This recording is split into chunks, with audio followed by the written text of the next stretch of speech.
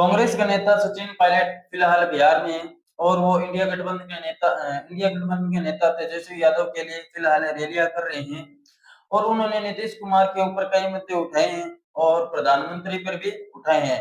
नीतीश कुमार के लिए कहा है कि 70,000 रुपए का जो बिहार में घोटाला हुआ था वो आज तक पता नहीं है, ना उस पर जवाबदेही है, ना आज तक उसने कहीं पर जवाब दिया है, ना आज तक उसकी जांच हुई है, ना कुछ और हुआ है।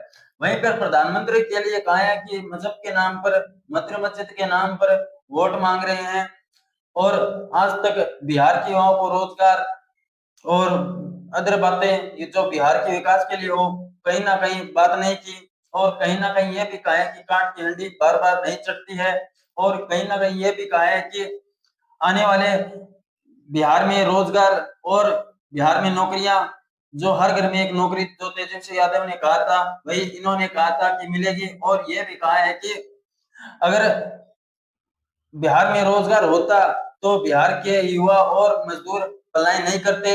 आप उनको सुनिए और फिर हम चर्चा करेंगे इस पर।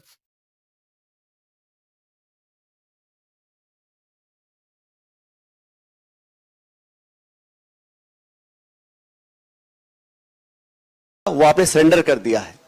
70,000 करोड़ रुपए का घोटाला है, उसका कोई जवाबदेही नहीं है। और ये हम नहीं कह रहे हैं, ये सीएजी की रिपोर्ट कह रही है।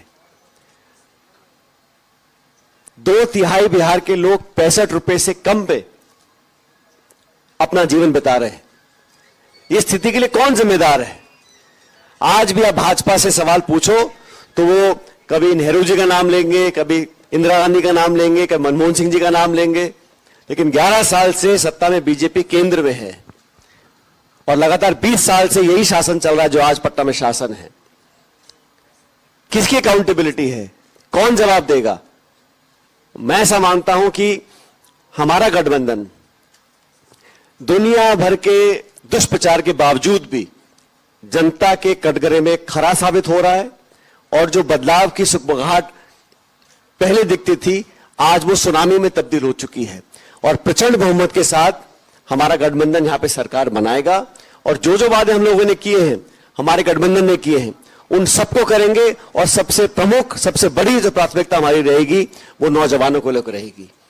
बहुत से लोग कहते हैं कि संभव कैसे होगा कि मजहब के नाम पर, धर्म के नाम पर, मंदिर मस्जिद के नाम पर लोगों को बांट कर रखना, ये उनकी राजनीति का एक करने का तरीका है।